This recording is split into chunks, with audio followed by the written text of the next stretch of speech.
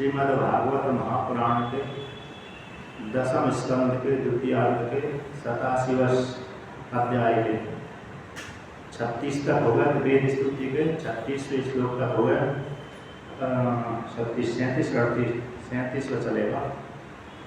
तो पिछले प्रसंग में सुना था कि जिन साधक साधिकाओं ने भगवान के चरणों का आश्रय ग्रहण कर लिया है वो संसार सागर से पार हो जाते हैं। और ऐसे जो ऋषि मुनि हैं वो तीर्थ स्वरूप होते हैं, अथवा वो ऐसे जिन भक्तों ने साधक साधिकाओं ने भगवान का भजन करते करते सिद्धि को प्राप्त हो गए और जिस स्थान पर वहाँ जो रहते हैं वह ऋषि मुनि साधक साधिका जिस स्थान पर रहते हैं तो वह स्थान भी कैसे हो जाता है, तीर्थ स्वरूप हो जाता है। तो वहाँ पर जो अन्य जिज्ञासु उनके शरण में जाते हैं उनके साथ संग करते हैं, तो उनके साथ संग करने से उन साधक साधिकाओं का भी कल्याण हो जाता है। जिस तीर्थ में जाकर के साधना करते हैं तीर्थ भी पूर्ण फल को देने वाला होता है, तो जो तीर्थ स्वरूप ऋषि मुनि है वह भी प्रत्यक्ष फल को देने वाले होते हैं। जिन साधक साधिकाओं ने तीर्थों का सेवन किया है और तीर्थ में निवास करने वाले जो साधु ऋषि मुनि का संग किया है उनके साथ संग करने से वह साधक साधिका संसार सागर से पार हो जाते हैं। और फिर जिन्होंने एक बार भी संग कर लिया है वह फिर विषय भोग में आसक्त नहीं होते। जो पहले जब तक संग नहीं किया तब तो चलती रहती है गाड़ी, किंतु जब वो महापुरुषों के साथ संग कर लेते हैं तो उनको विषय भोग से वैराग्य हो जाता है। इस प्रकार से वर्णन किया। फिर वर्णन किया कि जो परमात्मा से जगत की उत्पत्ति हुई है वह जो कारण से कार्य उत्पन्न होता है तो कारण के जैसा ही होता है कि भिन्न भिन्न होता है। एक पक्ष से कारण से जो कार्य उत्पन्न होता है उसी जैसे ही होता है। जैसे सोने से आभूषण उत्पन्न होते हैं तो वो सोने से भिन्न नहीं होता, उसी के जैसा दिखता है। किंतु यहाँ पर विचार किया कभी कभी कारण कार्य में समानता नहीं देखी जाती है। कारण कार्य यद्यपि कारण से कार्य उत्पन्न होता है सत नहीं है, किंतु जब सोने से उत्पन्न होने वाला जो आभूषण वही रूप होता है और जब नष्ट कर दिया जाता है आभूषण को तो सोने रूप हो जाता है। किंतु पिता पुत्र में ऐसा नहीं देखा जाता है और रस्सी और सर्प में ऐसा नहीं देखा जाता है और दंड से घट को फोड़ा जाए वहाँ पर नहीं देखा जाता है। रस्सी में जो सर्प उत्पन्न होता है उसमें मात्र रस्सी अकेले उपादान कारण नहीं है, दूसरा ब्रह्म भी कारण है। किंतु जहाँ भी देखा जाता है कारण तो सत्य रहता है, कार्य कैसा रहता है, अरे सत्य नहीं रहता, कहीं कहीं मिथ्या रहता है, कहीं कहीं बाधित हो जाता है। कहीं कहीं जो कार्य है बाधित हो जाता है और कहीं कहीं जो कार्य दिखता है वो कारण से भिन्न नहीं होता। किंतु जो कारण से उत्पन्न होने वाला कार्य कहीं पर है सत्य प्रतीत होता है और कहीं मिथ्या ही हो जाता है। रस्सी में दिखने वाला जो सर्प है वो तो मिथ्या हो जाता है, किंतु घट से किंतु मृतिका से अथवा सोने से उत्पन्न होने वाला आभूषण मृतिका से उत्पन्न होने वाला घट है ये बाद में कारण रूप ही दिखता है, कारण से ही, क्योंकि कारण से भिन्न नहीं रहता। किंतु रस्सी से उत्पन्न होने वाला जो सर्प है वो तो मिथ्या हो जाता है, बाधित हो जाता है। तो कारण और कार्य में कहीं कहीं समानता है, कहीं कहीं समानता नहीं है। किंतु कारण से जो कार्य उत्पन्न होता है वह एक दूसरे को निमित्त बनाकर अविद्या भ्रम को लेकर भी होता है। तो जैसे रस्सी से सर्प उत्पन्न होता है मात्र रस्सी अकेले उपादान कारण नहीं है, उसमें भ्रम भी सहायक है। तो भ्रम के द्वारा ही भ्रम और रस्सी के माध्यम से सर्प की उत्पत्ति होती है। उसी प्रकार से परमात्मा के द्वारा माया को लेकर के जगत की उत्पत्ति होती है। किंतु जैसे रस्सी से उत्पन्न होने वाला सर्प तो मिथ्या हो गया, रस्सी मिथ्या नहीं हुई, उसी प्रकार से परमात्मा से उत्पन्न होने वाला जगत तो मिथ्या है किंतु परमात्मा मिथ्या नहीं है। तो इस प्रकार से जो साधक जानता है कि परमात्मा से उत्पन्न होने वाला जगत सत्य नहीं है बल्कि परमात्मा ही सत्य है। जो ऐसा बार बार चिंतन करता है, चिंतन करते करते फिर उसको आत्म तत्व की प्राप्ति हो जाती है। अब जिन्होंने कर्म ही आसक्ति है, जिन स्त्री पुरुषों का अथवा कर्म कांडियों की तो है तो फिर एक जन्म से दूसरे जन्म से तीसरे जन्म में जाते रहते हैं, घूमते रहते हैं। अतः जिनकी श्रद्धा कहाँ पर है? कर्मकांड में, ज्ञान में जिनकी निष्ठा नहीं है, ऐसे व्यक्ति तो फिर जन्म जन्मांतर की प्राप्ति उनको होती रहती है। तो फिर उनको भ्रम होता रहता है, इसको कर्म करेंगे तो अक्षय लोक फल की प्राप्ति होगी, इसको कर्म करेंगे तो हमको दिव्य लोक फल की प्राप्ति होगी। किंतु दिव्य लोक फल की प्राप्ति होने के पश्चात भी पुनः इनको इसी कर्म लोक में आना पड़ता है, क्योंकि कर्म जो करते हैं उससे उस कर्म के माध्यम से पुण्य फल की प्राप्ति होती है, और पुण्य फल की प्राप्ति से दिव्य लोक फल की प्राप्ति होती है। तो उत्पन्न किया है दिव्य लोक किससे? कर्म कांड के माध्यम से उत्पन्न करते हैं, और जो उत्पन्न होता है वो मरता जरूर है, इसलिए उनको जो दिव्य लोक होते हैं कुछ काल तक वहाँ पर रहते हैं, उन्हें इसी लोक में आ जाते हैं। तो जिन्होंने वेदांत का आश्रय नहीं लिया, ईश्वर परमात्मा का आश्रय नहीं लिया, कर्म में जिनकी श्रद्धा है वह तो एक योनि के बाद दूसरी योनि में जाते रहते हैं, लोक लोकांतर में गमन करते हैं। किंतु जिन्होंने वेदांत का आश्रय ले लिया है फिर उनका जन्म दोबारा के नहीं होता। इस प्रकार से वर्णन किया।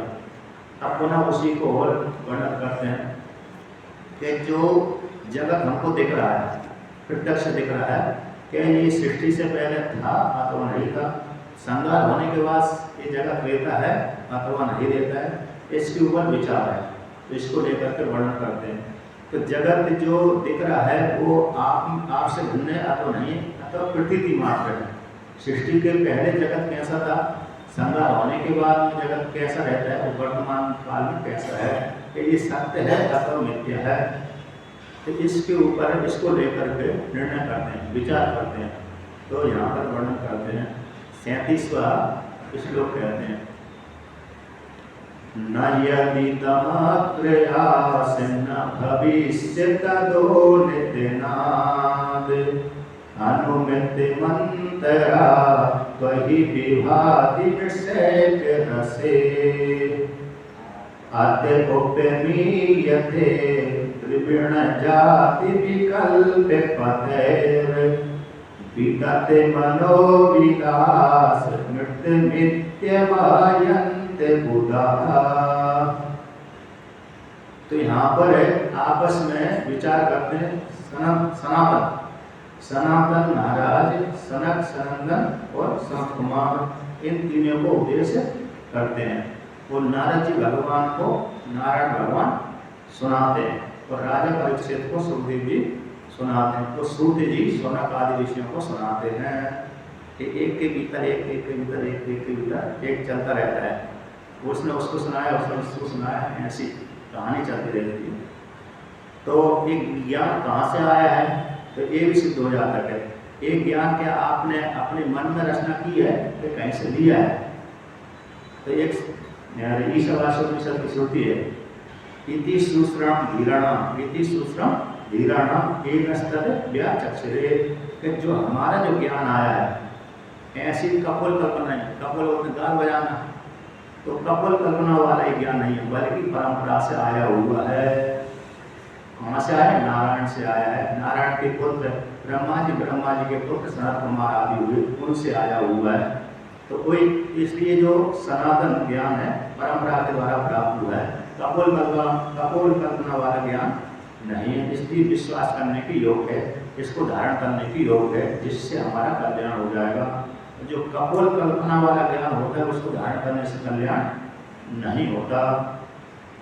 तो वहाँ पर विचार करते हैं कि यद इदम अप्रयासा न, कि जो सृष्टि ये जगत दिख रहा है, सृष्टि से पहले इदम दृश्यमान जगत है, जो दृश्यमान जगत है सृष्टि से पहले था अथवा नहीं था, तो न आशा नहीं था, सृष्टि से पहले ये जगत नहीं था।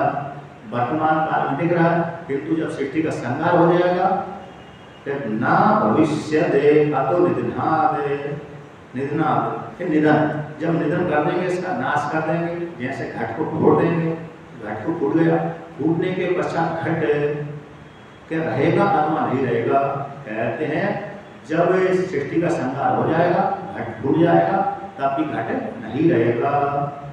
जैसे सृष्टि से पहले ये जगत नहीं था, उसी प्रकार से जब सृष्टि का संहार कर देंगे परमात्मा, उस काल में भी जगत नहीं, भविष्य में फिर नहीं रहेगा। सृष्टि का संहार कर देने के पश्चात जगत नहीं रहता। तो बीच में कैसे दिख रहा है कि बीच में भी उसी प्रकार से जान लेना चाहिए। कहते हैं अनु इसके अंतर मंत्र बीच में उसी प्रकार से निश्चय कर लेना चाहिए। जैसे सृष्टि के पहले जगत नहीं था, सृष्टि होने से पहले, और सृष्टि संहार होने के पश्चात नहीं रहता है, उसी प्रकार से वर्तमान काल में जान लेना चाहिए। किंतु दिख कैसे रहा है कि भ्रांति के द्वारा आप में दिख रहा है। कहते हैं त्वयि विभाति मृषा एक रस से, आप परमात्मा जो एक रस स्वरूप है, ज्ञान स्वरूप है, आनंद स्वरूप है, जो एक से दूसरा होता ही नहीं है, एक से दूसरा होता ही नहीं, ऐसे परमात्मा में, आप परमात्मा में एक जगह दिख रहा है, तो भ्रांति को लेकर दिख रहा है, मृषा ही है।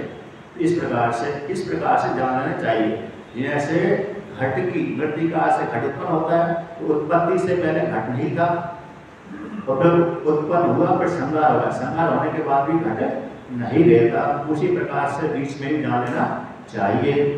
यानी घट की उत्पत्ति से पहले मृतिका में कारण रूप से तो था, लेकिन कार्य रूप से घट नहीं था। तो उत्पत्ति से पहले घट नहीं था, और संहार होने के बाद घट फूटने के बाद घट नहीं रहता। तो बीच में उसी प्रकार से जान लेना चाहिए, घट नहीं है। तो क्या है, मृतिका ही मृतिका है, मृतिका ही मृतिका है। उसी प्रकार से परमात्मा से जो जगत उत्पन्न हुआ, तो सृष्टि से पहले जगत नहीं था, सृष्टि के संहार होने के बाद भी नहीं रहता है, और वर्तमान काल में भी नहीं है। इस प्रकार से चिंतन करना चाहिए। आपने मांडूकारिका सुनी होगी, मांडूकारिका में उसमें बहुत अच्छा सुंदर श्लोक आता है, आदा बनते चयन नास्ति वर्तमाने भी तत्तथा विदिता सदृशा संतो अविदिता एव लक्षिता। तो आदि में जगत नहीं था, सृष्टि से पहले जगत नहीं था। आदा बनते, आदो बनते, आदा बनते चयन नास्ति, आदि में है जो जगत दिख रहा है, आदि में नहीं था, अंत में भी नहीं रहता है। तो वर्तमान में भी तत्तथा, उसी प्रकार से वर्तमान काल में भी जान लेना चाहिए। विदिता सदृशा संता, तथा भाव जिससे निकल गया, विदिता बोलते हैं तथा, यथा तथा है यथार्थ भाव, जिससे निकल गया, तो बोलते हैं विदत है मिथ्या, जिससे यथार्थ सार निकल गया, भाव निकल गया, ऐसे जो विदत है। विदिता सदृशो संतो अविदिता इव लक्षिता, सत्य के जैसा प्रतीत हो रहा है तो मिथ्या, लेकिन सत्य के जैसा प्रतीत हो रहा है। किस कारण से सत्य के जैसा प्रतीत हो रहा है? अधिष्ठान की सत्ता को लेकर के। रस्सी में जो सर्प दिखता है, रस्सी सर्प क्यों दिख रहा है? कि अधिष्ठान सत्ता है, अधिष्ठान की सत्ता से ही रस्सी में सर्प सत्सा भाषित हो रहा है। अधिष्ठान रस्सी को हटा दो, अधिष्ठान रस्सी को जब हटा देगा सर्प नहीं देखेगा स्वतंत्र रूप से। उसी प्रकार से मृतिका की सत्ता के कारण ही घट दिख रहा है। मृतिका रूप जो अधिष्ठान है वो सत्ता घट को न प्रदान करे तो घट दिखे ही न। जैसे ही घट से मृतिका हटा लेते हैं उसी काल में घट दिखना बंद हो जाता है। उसी अधिष्ठान सत्ता को लेकर के घट दिखता है, अधिष्ठान सत्ता रूप मृतिका को लेकर के घट दिखता है। उसी प्रकार से परमात्मा की सत्ता को लेकर के ही जगत प्रतीत सत्य प्रतीत हो रहा है, वास्तव में सत्य नहीं है। जैसे लौकिक उदाहरण है, जब तक जागृत अवस्था में हम व्यवहार करते हैं तो सत्य सब प्रतीत हो रहा है, सत्य हो रहा है, सत्य जानते हैं। स्वप्न अवस्था में गए तो वहां भी जगत सत्य दिखता है। जितने काल तक हमने स्वप्न देखा, जितने काल तक देखा वो स्वप्न हमारे उस काल में मिथ्या नहीं होता, उस काल में मिथ्या लगता ही नहीं है कुछ काल में। और जैसे ही स्वप्न को देख करके जागृत में आए अथवा सुषुप्ति में गए, सुषुप्ति में समय में नहीं यहाँ तक गए नहीं गए, लेकिन जैसे जागृत में आएंगे उसी काल में मालूम पड़ जाएगा कि जो मैं देख रहा था वो सत्य नहीं था। स्वयं सिद्ध कर देता है साधक, जिसने स्वप्न देखा है वही स्वयं सिद्ध कर देता है कि स्वप्न सत्य नहीं था। तो प्रतिदिन ईश्वर हमको उपदेश करता है, किसके माध्यम से? दृष्टांत के द्वारा समझाता है, प्रतिदिन समझाता है कि देखो जो तुम स्वप्न है देख रहे हो, स्वप्न में जो जगत देखा है वो सत्य नहीं है। उसी प्रकार से जागृत का जगत भी सत्य नहीं है। तुम समझ जाओ, जान लो, विचार कर लो। जिसने विचार कर लिया तो पार हो जाता है। तो जिसने विचार नहीं किया बार बार देखने के पश्चात भी वो पार नहीं हो पाता, क्योंकि प्रतिदिन उपदेश करता है परमात्मा, प्रतिदिन करता है। हम प्रतिदिन स्वप्न देखते हैं, ऐसा नहीं कि 10 महीने के बाद, 1 साल के बाद, 1000 साल, 100 साल के बाद, 50 साल के बाद हम स्वप्न देखते हो, ऐसी बात तो नहीं है, प्रतिदिन देखते हैं। तो प्रतिदिन ईश्वर हमको उपदेश करता है स्वप्न के माध्यम से, कराता है, करता है, कराता है। तो देखो स्वप्न जो देख रहे थे, स्वप्न में जगत सत्य नहीं है, उसी प्रकार से जागृत का जगत भी सत्य नहीं है। इसको जान करके, स्वप्न के जगत को जान करके जागृत के जगत को भी जान लीजिए। तो दोनों प्रकार का जगत सत्य नहीं रहता है। तो कौन सत्य रहता है? जैसे आप स्वप्न में थे, जैसे जागृत अवस्था में, उसी प्रकार से आप स्वप्न में भी आप भी रहते हैं, क्योंकि जो जागृत अवस्था को देखता है वही व्यक्ति स्वप्न को देखता है, और जिसने स्वप्न को देखा वही व्यक्ति जागृत को देख रहा है, और वही व्यक्ति स्वप्न और जागृत को देख करके सुषुप्ति में गया हुआ है। तो जागृत को देखने वाला भी वही है, स्वप्न को देखने वाला भी वही है, और सुषुप्ति को देखने वाला भी वही है। सुषुप्ति को वहां पर देखा था, अनुभव किया था, किंतु बताने के साधन नहीं थे वहां पर। जागृत अवस्था में व्यक्ति बताता है, क्योंकि वहां पर साधन नहीं थे। बताने के लिए यदि साधन होते तो भाई बता देता, जान लेता। लेकिन श्रुति कहती है हम सुगम स्वापसम न बिरचे अविदिशम, मैं अच्छी प्रकार सोया था किंतु कुछ नहीं जाना था। इसलिए कुछ नहीं जाना था, उस कारण अविद्या को उसने प्रकाशन कर दिया। सुखपूर्वक सोया, क्योंकि स्वरूप उसका सुख वाला, इसलिए विवरणकार 3 वृत्ति मानते हैं अविद्या में। अविद्या की 3 वृत्ति होती है सुषुप्ति में, शोकाकार, स्वरूपाकार, अज्ञानाकार। लेकिन इतनी सूक्ष्म होती है कि समझ नहीं आती। भाई अविद्या की वृत्ति स्वप्न अवस्था में आकर के मन के साथ जुड़ जाती है, भाई वृत्ति स्वप्न के माध्यम से जागृत में जुड़ जाती है, तो ज्ञान हो जाता है। यहाँ अच्छी प्रकार से मैं सोहा, वहाँ पर अनुभूति करी थी, यहाँ पर स्मरण किया, क्योंकि स्मृति तभी बनती है जब पूर्व में अनुभव किया हो। या स्मृति साथ अनुभव पूर्व का ये व्याप्ति है कि जो भी स्मृति बनते हैं वो अनुभव पूर्वक होती है। जैसे आप कभी काशी गए होंगे, मथुरा गए होंगे, अथवा हरिद्वार ऋषिकेश गए होंगे, तो जो वहाँ पर गए थे वहाँ पर जाकर के आपने गंगा में स्नान किया, काशी विश्वनाथ के दर्शन किया, मणिकर्णेश्वर महादेव के दर्शन किए, और किसके किए? काल भैरव के, विशालाक्षी माता के, ये प्रधान है वहाँ पर। काशी में जाने के पश्चात सबसे पहले मणिकर्ण का घाट विश्वनाथ, मणिकर्णेश्वर शिवलिंग के दर्शन, काशी विश्वनाथ के दर्शन, और काल भैरव के दर्शन, और विशालाक्षी माता के दर्शन, एक प्रधान अनिवार्य है। इनके दर्शन करने से महत्वपूर्ण फल की प्राप्ति होती है, बहुत महत्व है यहाँ पर। मणिकर्ण का घाट पे स्नान करके मणिकर्णेश्वर शिवलिंग के दर्शन, अभय संन्यास आश्रम शिवलिंग है, वो भगवान विष्णु ने उसकी स्थापना करी थी, वो सतयुग का शिवलिंग है। वहीं पर सुदर्शन चक्र हमको प्राप्त हुआ था। काशी विश्वनाथ के दर्शन, अच्छा वहाँ पर काशी विश्वनाथ मंदिर के पास में एक ज्ञानवापी तीर्थ है। कहते हैं जो कोई व्यक्ति उस ज्ञानवापी तीर्थ का जल का पान करता है, तो उसके पान करने से व्यक्ति को ज्ञान की योग्यता, ज्ञानी हो जाता है। ज्ञान हो जाता है तो ज्ञान की योग्यता आई जाती है। हम भी उसका जल पान करते थे जब काशी में रहते थे। विश्वनाथ के दर्शन करना, उस कूप के पास में जाना, ब्राह्मण देते रहते हैं, उनसे जल ले लेते थे। लेकिन चरणामृत के रूप में देते हैं अभी भी, लेकिन पहले कूप लोटा भर कर देते थे, तो उसका पान खूब किया, महात्मा उसका बड़ा महिमा है। तो इस प्रकार से काशी विश्वनाथ का दर्शन, काल भैरव का दर्शन, और विशालाक्षी मां शक्तिपीठ है।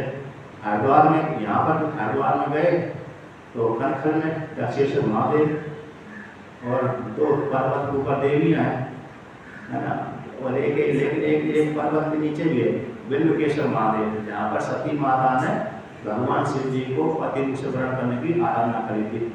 रेलवे लाइन से पीछे है और पर्वत के नीचे है, वहाँ पर बहुत अच्छा शिवलिंग है। तो मतलब वहाँ पर जो आप वहाँ पर गए थे उसी को आप यहाँ पर आकर के महीने बाद, 2 महीने बाद, 3 महीने बाद, तो 1 साल, 2 साल, 10 साल बाद स्मरण करते हैं। तो पहले अनुभव किया था वही स्मृति में आता है, यदि अनुभव किया ही नहीं तो स्मृति में नहीं आएगा। इसलिए हमने जागृत को देखने वाला वही है, स्वप्न को भी देखने वाला वही है, और सुषुप्ति को देखने वाला वही है, और समाधि में जाने वाला भी वही है। किंतु कहते जागृत का बाद स्वप्न हो जाता है, स्वप्न के बाद सुषुप्ति हो जाता है, सुषुप्ति का बाद समाधि हो जाता है। जागृत में जब आता है तब स्वप्न सुषुप्ति समाधि नहीं रहती। समाधि में तो ज्ञान स्वरूप रहता है, समाधि में तो साधक चेतन जीवात्मा है, ज्ञान स्वरूप ही रहता है।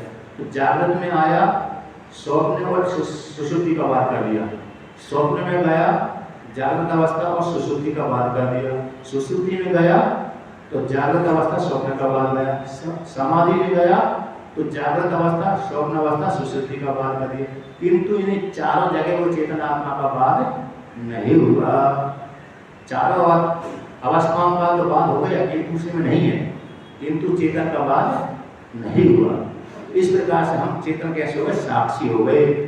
हमारा तो बाद नहीं हुआ, हमने तीनों अवस्था का बाद कर दिया, जागृत का बाद कर दिया, स्वप्न का बाद कर दिया, सुषुप्ति में बात कर दिया। बात करना मतलब जागृत में आते हैं तो स्वप्न और जागृत सुषुप्ति नहीं रहती हमारी, क्योंकि हमने उस काल नहीं है। स्वप्न में गए तो जागृत में भी नहीं रहती, सुषुप्ति नहीं रहती, सुषुप्ति गए तो जागृत भी नहीं रहती, स्वप्न में नहीं रहती, समाधि में नहीं रहती। समाधि में गए तो ये तीनों अवस्था नहीं रहती। जब पुनः यहाँ पर आए तो तीनों को बाधित हो गई, किंतु हमारा बाद नहीं होता, हम तो साक्षी बन करके सत्ता रूप से विद्यमान है। इस प्रकार से अब दूसरा उदाहरण है, जैसे आप मकान यहाँ पर रहते हैं, आपने एक मकान बनाया, उस मकान में 3 कमरे बना दिए, 4 कमरे बना दिए, तो भोजनशाला में गए आप रसोईया कहलाए, है कि नहीं? तो विद्यालय और विद्या वाले कमरे में गए तो अध्यापक कहलाए, और दूसरे वाले में गए कमरे, तीसरे वाले कमरे में उस नाम वाले हो गए, मंत्रणा वाले कमरे में गए तो मंत्री कहलाए। लेकिन आपका नाम तो परिवर्तन हो गया, आप परिवर्तन नहीं हो। उस कमरे में जाने से आप उस नाम वाले हो गए, संज्ञा वाले हो गए, दूसरे कमरे में जाने से दूसरी संज्ञा वाले हो गए, तीसरे कमरे में जाने से आप तीसरी संज्ञा वाले हो गए, और चौथे कमरे में गए तो उस संज्ञा वाले हो गए। किंतु आप तो एक ही है, नाम अकेला बदला हुआ। जागृत अवस्था में उस चेतन संज्ञा हो जाती, विश्व संज्ञा हो जाती, स्वप्न अवस्था में तेज संज्ञा हो जाती, सुषुप्ति में प्राप्त संज्ञा हो जाती उसी चेतन की, और समाधि में गया तो निर्विशेष ही हो जाता है वहाँ पर। इस प्रकार से तो हमने तीनों अवस्था का बात करके चेतन सत्ता साक्षी बनकर के बनी रहती। तो इस प्रकार से जो चिंतन करता है वो साधक अपने आप को जान लेता है निरंतर, कहते हैं। इसलिए वो जगत जो है, ये जगत तो उसी परमात्मा में, मुझ चेतन में, इस परमात्मा में, मुझ चेतन परमात्मा में ही मिथ्या रूप से भाषित हो रहा है। मेरी सत्ता को लेकर के भाषित हो रहा है, आप परमात्मा की सत्ता को लेकर के मिथ्या रूप से दिख रहा है, वास्तव में सत्य नहीं है। इस प्रकार से चिंतन करना चाहिए। कहते अतुपमीयते द्रवण जाति विकल्प पथे वितते मनो विलासम ऋतम इति अभियंति अबुधा। कहते हैं उपमीयते, जाना जाता है। जैसे द्रव्य है, द्रव्य जाति को लेकर के घट से, मृतिका से घट बन गया, मृतिका से क्या उत्पन्न हुआ, घट उत्पन्न हो गया, सपूरा हो गया, कुंडल हो गया, अन्य अन्य हो गए। सोने से आभूषण बन गए, पायले आदि बन गए, बिछिया बन गई, नथनी आदि बन गए, कई प्रकार सोने से आभूषण बना दिए। लोहे से यहाँ पर वर्णन किया है, छांदोपनिषद आपने पढ़ा होगा, सुना होगा, 5, 6, 7 उदाहरण आते हैं लोहे को लेकर के, सोने को लेकर के, मृतिका को लेकर के।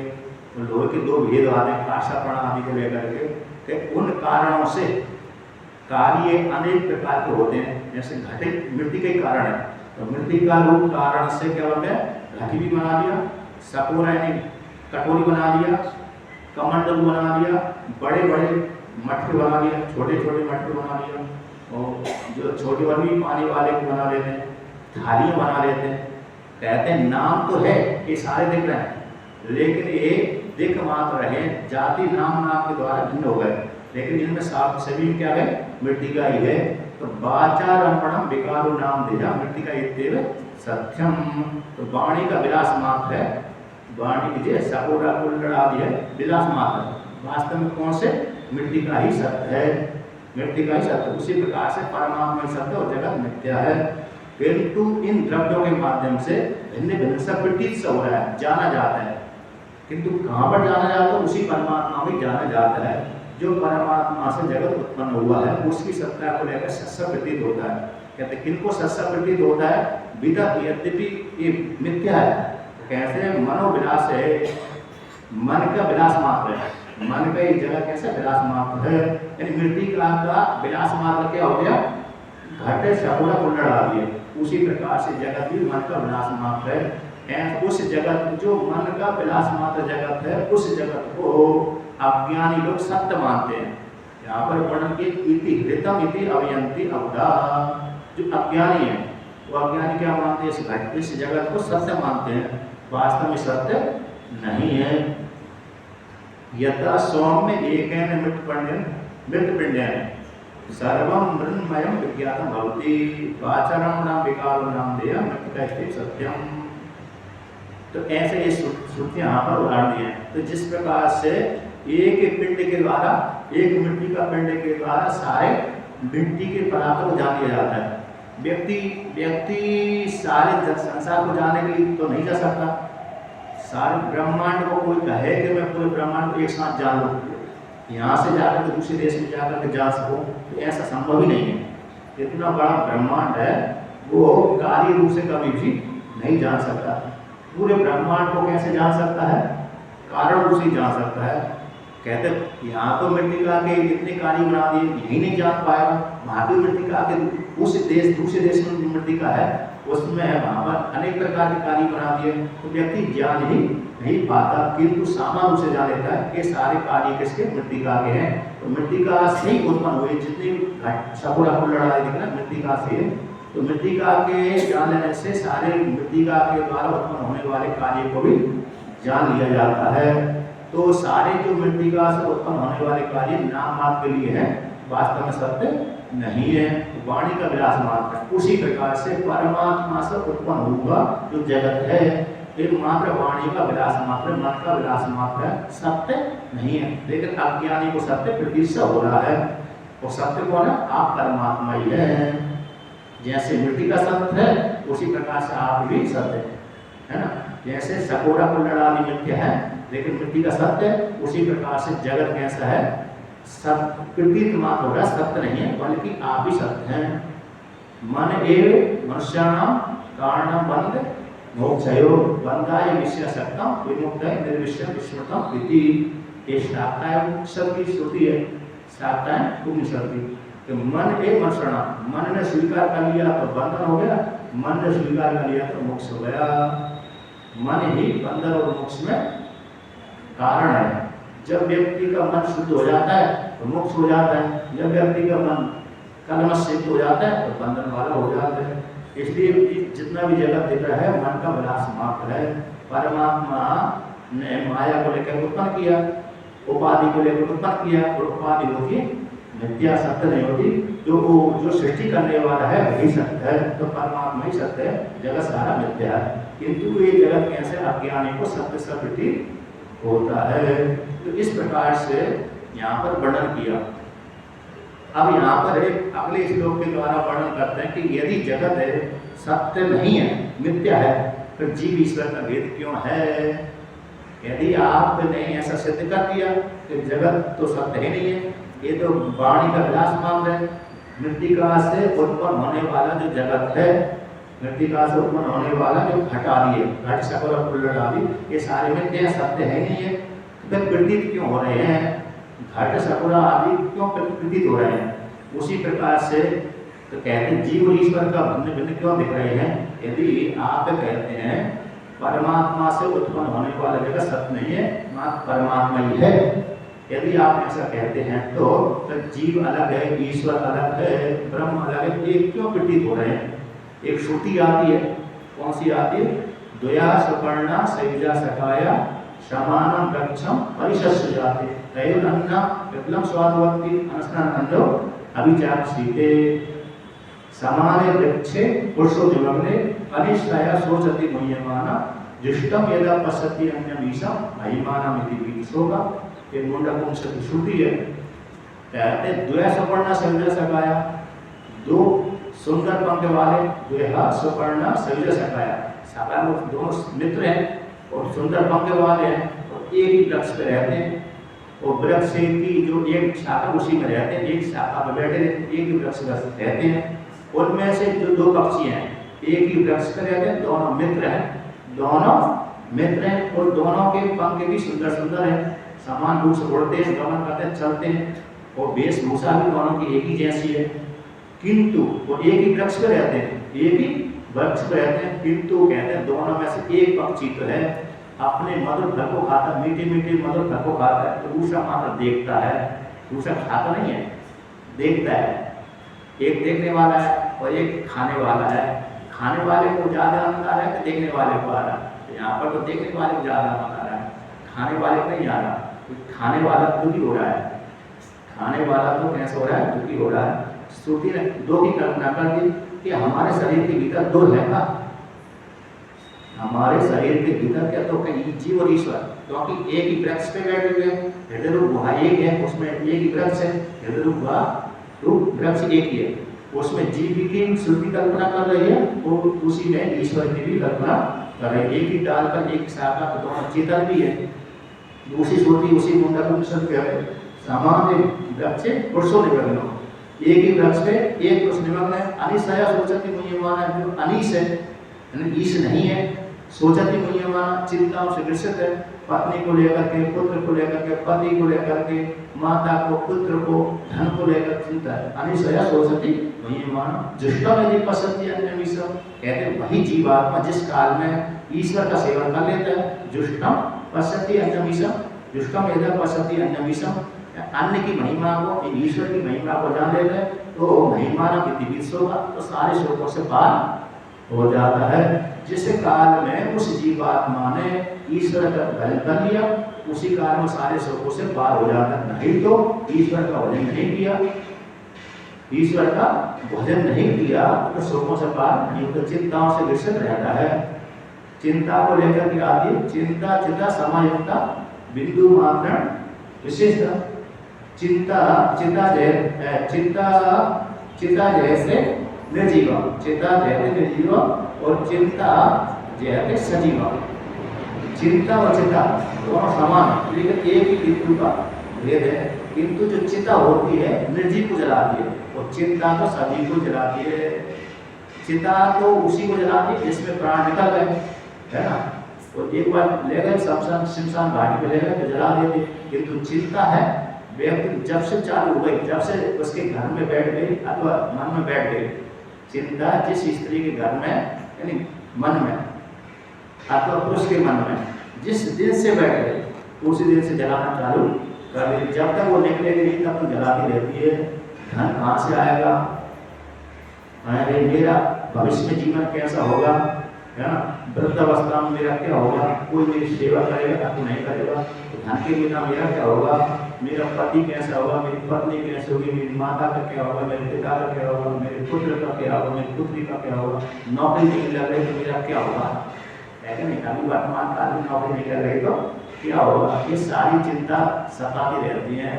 एक चिंता करते करते जिसकी ज़्यादा चिंता हो जाती है वो तो कृषि हो जाता है, जिसको ज़्यादा मोटा भी होगा व्यक्ति और चिंता जिसने प्रवेश कर गई जिसके शरीर में मोटे से पतला ही हो जाता है। आपने देखा होगा, कहीं विचार कर देखा होगा, मोटा ही पतला हो जाते हैं। और क्यों?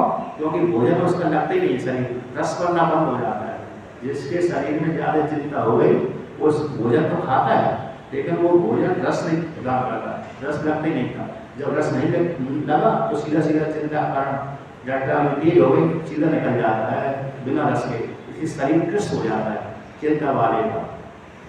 तो यहाँ पर कहते दो, जब ईश्वर का भजन कर लिया तो वो सारी चिंताओं से मुक्त हो जाता है। क्या शरीर के भीतर दो है करना एक ही है, लेकिन जब तक अविद्या से युक्त है तब जीव संज्ञा हो गई उसी की। जब उसने अपने आप को जान दिया अरे मेरे मैं तो चेतन स्वरूप है, तभी उस काल में ईश्वर स्वरूप हो जाता है। तभी कैसे हो जाता है, वही शरीर के भीतर ईश्वर बन जाता है। जब तक जीवात्मा को अविद्या से है तब तक जीव और ईश्वर मानता है, वही जीव है। वही जीव अपने को शुद्ध रूप से चिंतन करने लगता है तो वही जीव हो जाता है, उसी शरीर के भीतर वही ईश्वर हो जाता है।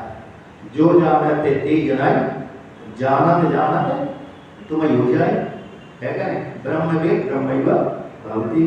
इस प्रकार से उसी को लेकर के यहाँ पर वर्णन करते हैं। सहायति जया त्वजाम अरुसरित गुणासजुषन् भजति स्वरूपतां तदनुगतुमपेत भगः त्वमुता जहासितां अहिरिवा त्वचमात्य भगो महसि महीयसे गुणिते परिमेय भगः।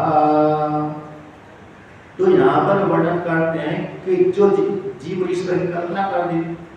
अच्छा, इस भागवत में पुरंजन आख्यान आपने सुना होगा। पुरंजन आख्यान इसी मुंडक उपनिषद की 2 श्रुतियों का व्याख्यान है। मुंडक उपनिषद की जो 2 श्रुतियां हैं, द्वया सपर्णा शरीर सखाया और सामान्य व्यक्ति पुरुषो निवर्तनीय। द्वया सपर्णा शरीर सखाया समानम व्यक्षम परिसस्सु जाते तयोरन्ना प्रतिकाम स्वादवस्ति अनस्नानंदो अभिषाक्षिति। एक श्रुति हो गई सामान्य व्यक्ति पुरुषो निवर्तने अनिशया सोचति मह्यमानम जुष्टम यदा पश्यति अन्यम ईशम महिमानम इति विदिशोका। ये 2 श्रुतियां मुंडक उपनिषद की। इन्हीं 2 श्रुतियों का व्याख्यान पुरंजन आख्यान के नाम से भागवत में आते हैं कई अध्यायों के द्वारा। तो वो आख्यान पढ़ने योग्य किस प्रकार से हे जीवात्मा जो 2 की कल्पना कर दी, बुद्धि के साथ युक्त हो जाने के कारण भाई जीव कैसे बन जाते हैं। पहले पुरुष संज्ञा थी उसकी, बुद्धि रूप स्त्री के साथ संज्ञा से बुद्धि रूप स्त्री के साथ, क्योंकि बुद्धि उसकी स्त्री है वहां पर, तो बुद्धि रूप स्त्री के साथ संज्ञा लेने से प्रसंग हो जाने से वही जीव अगली योनि में स्त्री बन जाता है। वही जीव जो पहले पुरुष था लेकिन बुद्धि रूप स्त्री के साथ संज्ञा लेने से अंत में स्त्री की याद आते आते आते वही पुरुष को या अगली योनि उसकी स्त्री योनि की प्राप्ति होती है। अब वही फिर अगली योनि में स्त्री बन करके किसी राजा के साथ उसका विवाह होता है। फिर वो राजा के पुत्र, उसी राजा के पुत्र मर जाते हैं तो अपने पुत्रों को लेकर वही स्त्री दुखी होती है। तब उसको उसका जो मित्र था ज्ञान करा देता, अरे तो पहले कभी देखा हम दोनों मित्र थे, वहां से कैलाश मानसरोवर से घूमते आए, तुमने एक स्त्री के साथ संग किया, उसकी मैंने मना किया था इसके साथ मत करो, किंतु फंस गए। बाद में वही स्त्री को लेकर तुमको मोह होगा, अगली योनि तुमको स्त्री की प्राप्त हो गई। वही क्या तुमने उस पुराने मित्र को पहचाना, तो ऐसा उद्देश्य किया तो जान गया, तो पुनः वही स्त्री बन गया था, वो छूट गया, पुनः जीवात्मा बन गया, तो जीव अपने स्वरूप को जान लिया था। तो संग का असर हो गया। तो वहां पर क्या हो गया, संग के असर से संग के माध्यम से उसको स्त्री योनि, पुरुष योनि, पशु योनि, पक्षी योनि प्राप्त हो गई। संग तो संग है, प्रधानता क्या हो गई संग की। तो संग से व्यक्ति स्त्री भी बन जाता है, वही पुरुष वही स्त्री पुरुष भी बन जाती है। मरते समय जैसा चिंतन करेंगे, यदि मरते समय स्त्री पुरुष का चिंतन करेगी तो अगले जन्म में वो पुरुष ही बन रहा है उसको, और पुरुष भी अगली मरते समय स्त्री का चिंतन करेगा तो अगली जन्म उसका स्त्री होगा। एक बार मैंने एक महाराज जी से प्रश्न किया था, तो क्या कोई पुरुष हमेशा पुरुष ही बना रहता है अथवा स्त्री बनता है, अथवा स्त्री हमेशा ही स्त्री बनी रहती है अथवा पुरुष बना रहता है? तो ऐसा मैंने प्रश्न किया मेरे गुरुजी से, तो उन्होंने उत्तर दिया प्रवचन के माध्यम से।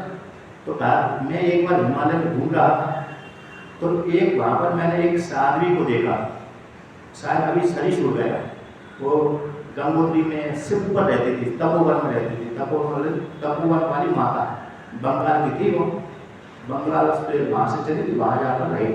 तो उसको देखा, अब मैंने जाकर उसको देखा, स्त्री थी, जवान, उस काल युवा भी थी वो। तो मैंने पूछा उससे कि तुम यहाँ पर अकेली स्त्री होकर के हिमालय क्षेत्र में कैसे आ गई यहाँ पर, जबकि तुम तो किसी पति के साथ होना चाहिए, पुत्रों के माता पिता के साथ होना चाहिए, तुम यहाँ पर कैसे आ गई? तो यहाँ पर अकेली निर्जन है, क्योंकि चारों तरफ बराबर है, खाने का ठिकाना नहीं है, पहनने का ठिकाना नहीं है, ओढ़ने का ठिकाना नहीं है, समस्या ऐसा है, तो यहाँ कैसे आ गई? तो उसने उत्तर दिया, महाराज जब मैं पैदा हुई बंगाल में कलकत्ता में, तो पैदा होने के पश्चात विद्यालय में गई, उस कारण मेरे को विचार आता था मैं हिमालय में जाकर के तपस्या करूंगी, हिमालय में जाकर तपस्या करूंगी, ये विचार आता था। तो विद्यालय में मैं पढ़ा, कॉलेज पढ़ा, मेरे पिता वालों घर वालों ने विवाह की चर्चा करने लगे। उसी समय मेरे को डर लग गया कि मेरे को हिमालय में जाकर तपस्या करना, ये मन में ख्याल सब विचार आते रहते थे। तो जैसे ही उन्होंने कहा विवाह करना है अपनी कन्या का, उसी काल में घर छोड़कर भाग गई, वृंदावन में आए। तो वृंदावन कुछ दिन रही और यहाँ पर मेरी समस्या होने लगी, तो वहाँ से छोड़ा मैंने, हरिद्वार में गई। हरिद्वार में समस्या हो गई क्योंकि यहाँ पर पुरुष है, यहाँ पर स्त्री। कभी कभी स्त्रियों को रहने की जगह नहीं मिलती, साध्वी को घर जीवन वाले को मिल जाती है, पति पत्नी साथ गए तो आश्रम में रहने को मिल जाती है, लेकिन स्वतंत्र स्त्रियाँ जो शादी बंद कर गई तो उनकी समस्या हो जाती है। तो वहाँ भी मेरे हरिद्वार में समस्या हुई, वृंदावन में समस्या हुई, ऋषिकेश से समस्या हुई। तो वहाँ से ऊपर चलती मैं गंगोत्री में आ गई। तो गंगोत्री में कुछ काल रही, इसके बाद गंगोत्री से ऊपर गोमुख से ऊपर तपोवन में जाकर तपस्या करी। तो मेरे हमेशा याद आता रहता था कि मैं हिमालय में जाकर तपस्या करूँगी, हिमालय में जाकर तपस्या करूँगी। तो महाराज जी ने उत्तर दिया कि कभी किसी काल विशेष में ये यहाँ पर रह करके साधु तपस्या करता था, यहाँ पर रह करके साधु क्या करता था, तपस्या करता था। किंतु अंतिम क्षण में कोई वृत्ति ऐसी बन गई, स्त्री का रूप चिंतन हो गया, तो वही अगले जन्म में स्त्री की योनि में चला गया, वही साधु। तो पुनः इसलिए पूर्व की साधना प्रबल थी, इसलिए विवाह होने से पहले घर छोड़ दिया और पुनः हिमालय में आकर तपस्या करी। सिद्ध माता कहलाई हो, उसका आश्रम नीचे भी है, गंगोत्री से थोड़ा नीचे भी है। उसके आश्रम में भी होता था, ऊपर जहाँ पर कुछ कर रहती थी गंगोत्री के ऊपर, वहाँ पर तो 2-3 गुफा बनी हुई है पत्थर की, तो वहाँ पर में हम घूमने गए थे। तो मतलब क्या है, जैसा समय किया व्यक्ति ने, चाहे वो स्त्री हो चाहे पुरुष हो, तो मरते समय जिसका चिंतन किया, स्त्री चिंतन करेगी पुरुष का तो पुरुष ही बनना है उसको, पुरुष ने चिंतन किया स्त्री का अभी योनि उसका क्या बनना है, स्त्री बनना है तो पुरुष ही बनना है। इस प्रकार उस संग असर हो गया। उसी प्रकार से जीवात्मा ने जो पुरंदर नामक जीवात्मा था उसने बुद्धि के साथ संग किया और बुद्धि उसकी स्त्री थी, अगली योनि स्त्री बन गई। पुनः उसके मित्र ने उपदेश किया तो अपने स्वरूप को जान लिया। उसी प्रकार से यहाँ पर तो कहते हैं जो जीवात्मा है सा यदि अजया त्वाम, कहते तू अजाम अनुसहिता, जो जीवात्मा अजा के द्वारा, आप परमात्मा की माया शक्ति के द्वारा, परमात्मा शक्ति माया है, उस माया के द्वारा ये जगत का निर्माण किया। उपाधि को लेकर परमात्मा ने, ईश्वर ने इस माध्यम से, किस श्रुति के द्वारा, क्षण चक्र, इस श्रुति के माध्यम से परमात्मा ने जगत का सृजन किया। अनेक दूसरी श्रुति है तस्मात् वा एतस्मात् आत्मा का संभूता, इस श्रुति के द्वारा सृष्टि करी परमात्मा ने। और या तो वही मानी भूतानि जायन्ते, इस श्रुति के द्वारा परमात्मा ने सृष्टि करी माया को लेकर के।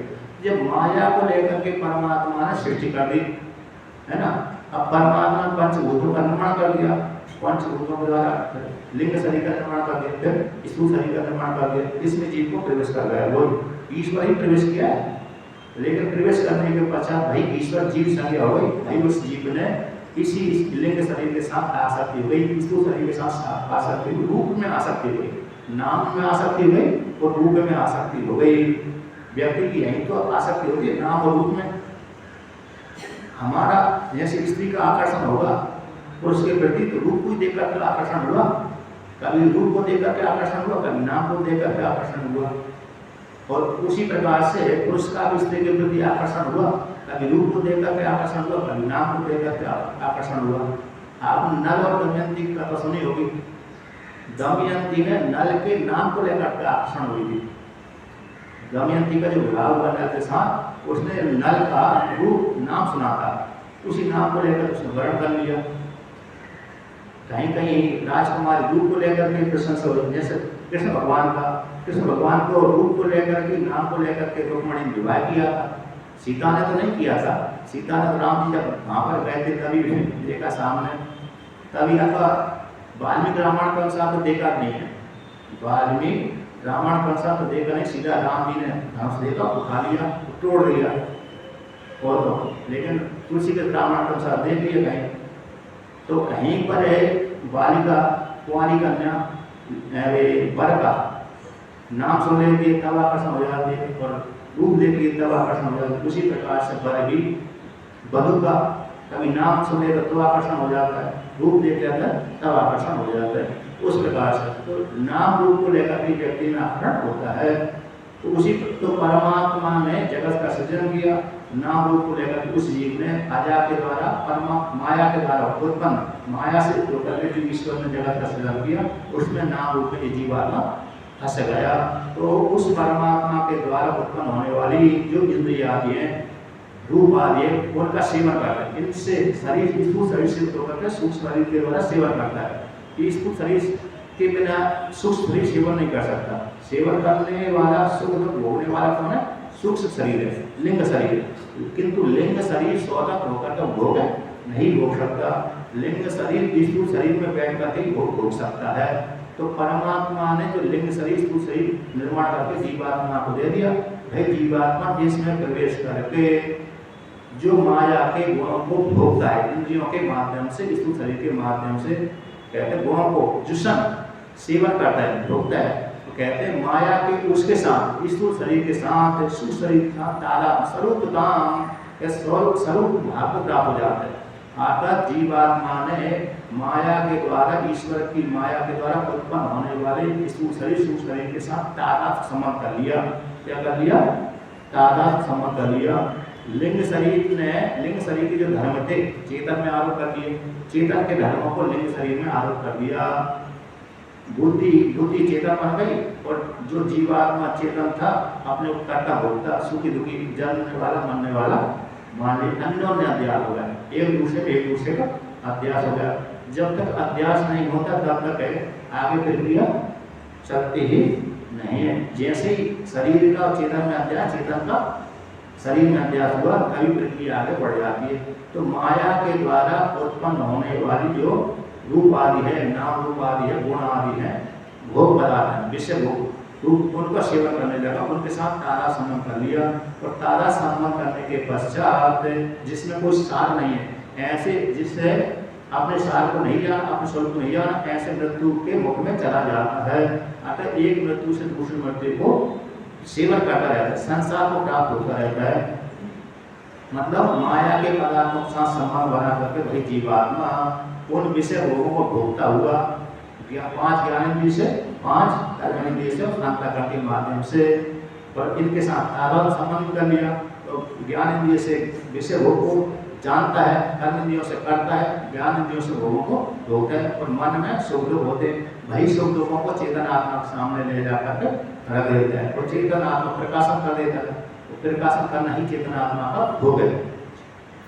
इंद्रियों ने विषय को ग्रहण किया है ना, इंद्रियों ने विषय ग्रहण कर लिया और मन के साथ एक होकर के इंद्रिय ग्रहण करते हैं। भाई मन उसी विषय को बुद्धि को दे देते हैं, बुद्धि उसको कहाँ लेकर ले जाकर दे देती है? चेतन आत्मा के सामने रख देती है। जैसे लौकिक उदाहरण है, जिस स्त्री पुरुष ने मिलकर के संतान पैदा करी, भाई स्त्री ने अपने बच्चे को ले जाकर के अपने पतिदेव के सामने रख दिया। फिर पतिदेव ने उसका उस बालक का नाम रख दिया कि हाँ मैं ये मेरा पुत्र है, जान लिया, देख लिया, है कि नहीं? फिर उसका अपना नाम दे देता है। कौन दे देता है? वही पिता उस पुत्र का अपना नाम दे देता है। माता ने ले जाकर के उस पुत्र को अपने पतिदेव पिता के पास में पतिदेव के सामने रख दिया। तो वही पतिदेव ने, यानी उस स्त्री के पति ने या कभी इस बालक का अपना नाम दे दिया कि मेरा पुत्र है। आगे क्रिया हो गई। उसी प्रकार से यहाँ पर इंद्रियों के साथ मन ने विषय को लिया, विषयों मन ने बुद्धि को दे दिया, बुद्धि ले जाकर कहाँ रख दिया? उस परमात्मा के चेतन जीवात्मा के सामने ले जाकर रख दिया। उसने प्रकाशन कर दिया। प्रकाशन करना ही उसका भोग हो गया। भोग किसने भोगा? बुद्धि ने, लेकिन नाम उसका हो गया। तो इस प्रकार से माया के विषय को भोगता हुआ, अविद्या के विषय को भोगता हुआ, उनके साथ तादात्म्य संबंध करता हुआ ये संसार सागर को प्राप्त हो जाता है, मोक्ष तक को प्राप्त नहीं होता, क्योंकि उसने उस जीवात्मा ने अपने स्वरूप को नहीं जाना। इस प्रकार से कहते हैं यदि कर्म का मतलब इसका तात्पर्य है कर्म कांड करता रहता है तो कर्म कांड करते करते विषय भोगों को भोगता रहता है तो संसार सागर को प्राप्त होता रहता है। कहते तुम किंतु तुम उत्जहासी काम, कहते हैं आप परमात्मा, आप परमात्मा के द्वारा उत्पन्न होने वाले जगत अजा के द्वारा, माया के द्वारा, उस माया को तो आपने त्याग कर ही दिया। उस माया के द्वारा माया को तो आपने त्याग कर दिया, क्योंकि आपने पैदा किया था। आप परमात्मा ने अपनी शक्ति को लेकर के जगत को उत्पन्न किया, इसलिए माया के कार्य को आपने क्या किया? त्याग दिया। जैसे लौकिक जैसे महिमा में आता है कि भगवान शिव जी के पास तो संपत्ति कुछ नहीं है, है ना? एक बैल है, खाट का पाया है, त्रिशूल है, और खाने के लिए विष आदि है, भोजन भी नहीं है, आटा दाल चावल भी नहीं है, खाने के लिए कौन सा विष है। किंतु जो भक्त उनकी उपासना करते हैं, उनको तो विभूति मात्र से ऐश्वर्य, षड ऐश्वर्य है ना, आठों सिद्धियां दे देते हैं। किंतु भाई आठों सिद्धियों से, ऐश्वर्य से भगवान शिव जी कैसे होते हैं, विस्तृत नहीं होते। आप उसको तो उन्होंने तृण के समान, तुच्छ के समान जाना, तभी तो उनको भोग नहीं भोगते उनसे।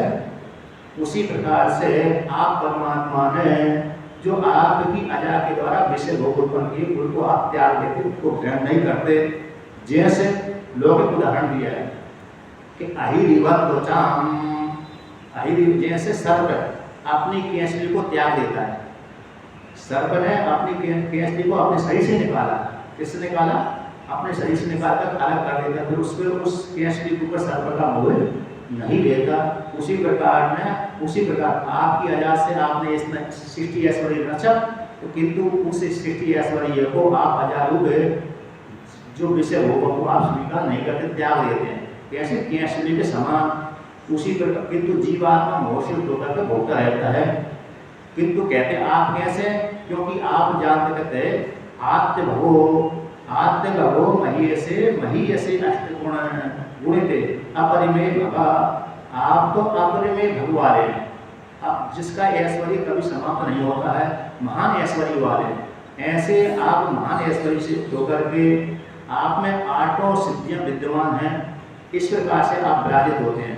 कैसे हो जाते हैं, महान ऐश्वर्य से संपन्न है और आठों गुणों से, अणिमा लघिमा गरिमा आदि जो आठ ऐश्वर्य उनसे होते हैं। ऐसे उनसे नित्य कहते हैं आत्मभो का अर्थ किया उन्होंने नित्य प्राप्त ऐश्वर्य। आप परमात्मा कैसे नित्य प्राप्त ऐश्वर्य वाले, ऐसे परमात्मा इन उस माया के द्वारा रचित जगत भोगों से आसक्त नहीं होता। आता सभी का ऐश्वर्य तो नष्ट हो जाता है। ऐसा हो जाता है सभी का जो ऐश्वर्य है जीवों का, वो तो कभी कभी नष्ट हो जाता है, किंतु परमात्मा का ऐश्वर्य कभी ऐसा नष्ट नहीं होता। परमात्मा ऐसा भग वाला है, ऐश्वर्य वाला है, नित्य ऐश्वर्य वाला है। आत्मभव यहाँ पर भग शब्द आया, नित्य प्राप्त ऐश्वर्य वाला है। अब भग के भी कई लक्षण होते हैं, कहते किस किस को किस शब्द भग बोलते हैं, और कहते हैं अष्टगुण ऐश्वर्य वाला है, अपरिमेय भग वाला है, संपत्ति वाला है, इसका कभी भी बात नहीं होता, लोप नहीं होता। ईश्वर की ऐश्वर्य का कभी भी लोप नहीं होता। और जो षड ऐश्वर्य जिसके पास है उसी को भगवान कहते हैं। यहाँ पर उसके लक्षण आते हैं और कहते हैं परमात्मा के पास में जो कौन सी सिद्धियाँ आती हैं, एक श्लोक में पुराणों में आता है, वर्णन आता है, यहाँ भी शिव पुराण में आता है, भागवत में आता है, अन्य पुराणों में भी आता है। अणिमा लघिमा प्राप्ति प्राकंप महिमा तथा ईशित्वम वत्सित्वम च ततः कामः वसायिता। अणिमा है, लघिमा है, प्राप्ति है, प्राकंप महिमा है। कितने पांच हो गए, ईशित्व हो गई, वसित्व हो गई। ईशन शासन करना, वसित्व करना, वश में करना, तो काम वसी, काम अब संहिता आता अपनी इच्छा के अनुसार काम करना, उसकी काम में कोई रुकावट नहीं आती। ये आठ ऐश्वर्य है। तो ये आठ ऐश्वर्यों को अणिमादि जो आठ सिद्धियां हैं, ये ईश्वर में हमेशा विद्यमान रहती हैं। अन्यों की तो सिद्धियां कुंठित हो जाती हैं, अन्यों की जो आठ सिद्धियां हैं कुंठित हो जाती हैं। जैसे केनोपनिषद में देवताओं की जो सिद्धियां थी, केनोपनिषद में तो देवताओं ने, इंद्र अग्नि देवता ने, वायु देवता ने तृण को उड़ा नहीं पाया, जला नहीं पाया, तो उसका ऐश्वर्य तो भंग हो गया। किंतु ईश्वर का कभी ऐश्वर्य भंग नहीं होता। जैसे कृष्ण भगवान के सामने जो भी बड़ा बड़ा युद्ध आया, सभी को क्या कर दिया, पराजित कर दिया। इंद्र देवता को हटा दिया, 7 दिनों तक एक पर्वत को लेकर रखे, तो उनका ऐश्वर्य कभी भी बाधित नहीं होता। अष्ट ऐश्वर्य वाले कहते हैं जो भगे ऐसे परमात्मा आठ ऐश्वर्य धारण करते हैं। तो कौन से यहाँ पर ऐश्वर्यस्य समग्रस्य धर्मस्य यशसः श्रियः वैराग्यस्यात् मोक्षस्य शरणं भगितीर्णा। एक श्लोक ऐसा आता है, ऐश्वर्यस्य समग्रस्य वीर्यस्य यशसः श्रियः ज्ञान वैराग्योश्चैव शरणं भगितीर्णा। ये दो प्रकार के विकल्प आते हैं। कहते समग्र ऐश्वर्य, सारे ऐश्वर्य उसी के पास में है। समग्र धर्म उसी के पास सारा धर्म है। कहते हैं यशा सभी उसी के पास में है, श्री है लक्ष्मी उससे भिन्न संपूर्ण उसी के पास में, वैराग्य भी उसी के पास में और मोक्ष भी उसी के पास में। ये 6 ऐश्वर्य जिसके पास में है उसको भग बोलते हैं 6 ऐश्वर्य। दूसरा है कि समग्र ऐश्वर्य, समग्र बल, वीर्य बल, तो कहते हैं समग्र यश है तो समग्र श्री और समग्र ज्ञान और समग्र वैराग्य जिसके पास में उसको भगवत ये भगवत से। और जिसके पास में है एक भगवत षड ऐश्वर्य जिसके पास में उसको बोलते हैं भगवान। भगवान का लक्षण आता है उत्पत्तिम कल्याण चैव भूतानाम अगतिम गतिम वेत्ति विद्याम अविद्याम च सा वाच्यो भगवान इति। ये विष्णु पुराण का श्लोक है, 6ठे अध्याय के 5वें खंड का 78वां श्लोक आता है। तो कहते हैं उत्पत्ति को जानता है, प्रलय को जानता है, भूतों की कहाँ से आ रहे हैं कहाँ जा रहे हैं, किस भूत ने कौन सा कर्म किया उसका फल क्या होगा और कहाँ पर जाकर कौन कौन सी योनि को जाएगा, फिर वहाँ से कैसे किस मार्ग से आएगा। कि विद्या को जानता है और अविद्या को जानता है। ऐसे जो जानने वाला है षड ऐश्वर्य जिसके पास है उसको बोलते हैं भगवान। ऐसे भगवान का जो ऐश्वर्य कभी भी समाप्त नहीं होता। अन्य जो साधक साधिका है, ब्रह्मा जी है अथवा हिरण्यगर्भ छोड़ो, ब्रह्मा जी है, देवता आदि है ना, ब्रह्मा जी देवता आदि हैं, इनका ऐश्वर्य कैसे हो जाता है कुंठित हो जाता है। जैसे आपने शिव पुराण में अथवा शिव महिमा स्त्रोत में जब ब्रह्मा जी और विष्णु भगवान झगड़ा कर रहे थे, ब्रह्मा जी और विष्णु भगवान जब झगड़ा कर रहे थे तो उन दोनों के झगड़ा को शांत करने के लिए भगवान शिव जी लिंग के रूप में प्रकट हो गए। अब विष्णु भगवान ने ब्रह्मा जी कहा हम तो दो झगड़ा कर रहे थे, तीसरा कहाँ से आ गया बीच में। तो दो के बीच में तीसरा आ जाता ठीक नहीं लगता ना, दो के बीच में तीसरा नहीं आना चाहिए, बुरा लगता है। दो आपस में चर्चा कर रहे हैं, तीसरा टपक के आ जाओ, टपकना बोलते ना, बिना बात टपक जाते हैं तो बीच में आ जाते हैं, अवरोध पैदा कर देता, खराब लगता है दोनों को कि हम बीच में चर्चा अच्छी कर रहे थे या तो खराब कर रहे थे, जो भी ये तीसरा आ गया इसने अवरोध पैदा कर दिया। तो उन्होंने भाई कहाँ से तीसरा आ गया, चलो इसका आदि ब्रह्म देखते हैं। तो ब्रह्मा जी कहा ठीक है मैं ऊपर जाता हूँ, और विष्णु भगवान ने कहा मैं नीचे जाता हूँ। तो ऊपर ब्रह्मा जी गए और पता ही नहीं लगा पाए, नीचे विष्णु गए तो पता ही नहीं लगा पाए, तो लौट करके जहाँ से गए थे वहीं पर आ गए। वहाँ पर तो जिससे पुराण के अनुसार कहेंगे तो ब्रह्मा जी ने झूठ बोल दिया, उनका एक गला काट दिया। लेकिन शिव महिमा के अनुसार कहेंगे किसी कल्प में गला नहीं काटा, उस कल्प में किसी दूसरे कल्प में गला काटा था। एक कल्प में तो ब्रह्मा जी ने झूठ बोले नहीं था कि मैंने शिवलिंग का पता लगा दिया। शिव महिमा में जो आता ना आयतनादा पाद्य तो ऊपर मापने के लिए जब गए थे उस श्लोक के माध्यम से ब्रह्मा जी झूठ नहीं बोला। पता लगाने के ऊपर गए तो लगा ही नहीं पाया, तो फिर पर लौट करके आ गए। तो विष्णु भगवान नीचे गए थे पता लगाने के लिए तो लगा ही नहीं पाए, वहीं लौट करके आ गए। और लौट करके अगर एक स्थान पर दोनों शिव जी की स्तुति करी तो भगवान शिव जी प्रकट हो गए। तो दोनों की स्तुति को लेकर कृष्ण होकर वरदान दे दिया कि मैं हूँ, मैं ही तुम्हारा सबका कारण हूँ। किंतु किस कल्प में ब्रह्मा जी को गला काट दिया। फिर एक शिव भविष्य पुराण के अनुसार भगवान ब्रह्मा जी और शिव जी में झगड़ा हो गया। ब्रह्मा जी कहते मैं श्रेष्ठ हूँ, तुम की मैं तुम्हारा पिता हूँ। रुद्र कहता है मैं श्रेष्ठ हूँ, मैं सभी में संहार करता हूँ। तो मेरे कहते मैं सबसे श्रेष्ठ हूँ इसलिए मैं सबसे श्रेष्ठ, मैं तुम्हारा पिता हूँ। ब्रह्मा जी कहते नहीं तो मेरे क्रोध से पैदा हुई थी, तुम मेरे पुत्र हो, है ना। एक कल्प में ब्रह्मा जी से रुद्र पैदा होते हैं और एक कल्प में ब्रह्मा जी शिव जी से पैदा होते हैं। कल्प देखो, ब्रह्मा जी विष्णु से पैदा होते हैं, विष्णु शिव जी से पैदा होते हैं, शिव जी ब्रह्मा जी से पैदा होते हैं। कौन किससे पैदा हुआ? ब्रह्मा जी विष्णु से पैदा होते हैं, विष्णु भगवान शिव जी से पैदा होते हैं, शिव जी ब्रह्मा जी से पैदा होते हैं। तो कौन किससे पैदा हुआ?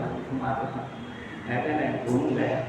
कहते शिव पुराण के अनुसार कहेंगे तो ब्रह्मा जी को उत्पन्न करने वाले शिव जी हैं, विष्णु भगवान को उत्पन्न करने वाले भी शिव जी हैं शिव पुराण के अनुसार। तो कहते हैं भविष्य पुराण के अनुसार कहते हैं कि ब्रह्मा जी कहते तो मेरे पुत्र हो इसलिए तुम छोटे हो। रुद्र कहता है कि नहीं मैं श्रेष्ठ हूँ, सभी का संहार करता हूँ, मैं तुमको इस प्रकार से वहाँ पर वर्णन किया। जब दोनों झगड़ा तेज हो गया, नहीं माने, हमसे तो भगवान शिव जी रुद्र ने अपने नाखून बढ़ा लिए, तो नाखून बढ़ा कर उनके गले पर मार दिया यहाँ। तो उसी नाखून से शिव जी ब्रह्मा जी के गले कट गया। शिवपुराण घटना है। उस काल में उसी जब वो भगवान ब्रह्मा जी का गला कट गया तो गला शिव जी के हाथ से छूटा ही नहीं, कई हजार वर्षों तक उनको गला उनके हाथ में पड़ा रहा। इसलिए भगवान शिव जी का नाम पड़ गया कपाली, कपाली नाम पड़ गया है क्या नहीं। काश कहीं एक कल्प में काशी में जाकर छोटा, एक कल्प में नर्मदा किनारे भेड़ा घाट है, तो भेड़ा घाट के थोड़े आगे ऊपर जाकर फिर मांडेश्वर महादेव वहाँ पर जाकर छूटा। तो मतलब क्या है, तो ईश्वर का जो ऐश्वर्य है, ईश्वर का ऐश्वर्य कभी भी कुंठित नहीं होता, किंतु अन्य देवता आदि का ऐश्वर्य कैसे हो जाता कुंठित होता। किंतु ब्रह्मा विष्णु महेश का कोई भेद नहीं है, या नहीं। कामना के ब्रह्मा छोटे हैं, विष्णु बड़े हैं, विष्णु बड़े हैं, छोटे हैं, शिव जी बड़े हैं, शिव जी बड़े हैं, तो अन्य छोटे हैं, ऐसा नहीं। अत्रि मुनि ने एक बार उपासना करी ईश्वर के दर्शन करने के लिए, ओमकार की साधना करी, तो ओमकार की साधना करी तो उन्होंने कहा था मैं ईश्वर का दर्शन करना चाहता हूँ। ब्रह्मा विष्णु महेश को तो मैंने देख ही लिया, मैं तो मुख्य ईश्वर के दर्शन करना चाहता हूँ। तो उन्होंने कहा ठीक करने लगे। एक कल्प में चित्रकूट में किया, एक कल्प में उत्तराखंड में जो है गोपेश्वर, तो उसके ऊपर अंसुई आश्रम है, वहाँ पर साधना करी। एक कल्प में साधना कर रहे थे, साधना करते समय ब्रह्मा जी दर्शन देने आए। तो ब्रह्मा जी कहा कि मैंने तो आपको प्रणाम बुलाया नहीं, मैं तो ईश्वर की उपासना कर रहा हूँ, आपकी जरूरत नहीं है। ब्रह्मा जी चले गए। फिर साधना कर रहे थे, विष्णु भगवान आ गए दर्शन देने के लिए, स्वागत सत्कार किया कि आपको तो मैं चाहता नहीं था, तो आपकी तो आराधना नहीं करी, मैं तो ईश्वर को दर्शन करना चाहता हूँ। तो चले गए। विष्णु शिव जी आए, वो दर्शन दिया, तो आप प्रणाम आदि किया कि आपको तो मैं उपासना नहीं कर रहा, मैं तो ईश्वर का दर्शन करना चाहता हूँ। तो वो चले गए। फिर कुछ काल बाद फिर तीनों मिलकर के आए, अथवा एक ही काल में तीनों आ गए, एक ही काल में तीनों आ गए। तो अत्रि मुनि ने देखा कि ये तो ब्रह्मा विष्णु महेश आ गए, एक काल में भिन्न मिल करके आए और एक काल में तीनों एक साथ ही आ गए। तो उनको तीनों को प्रणाम किया। तो प्रणाम करने के पश्चात अत्रि मुनि ने कहा आप किस प्रयोजन से आए मेरे पास? आप क्यों आ गए?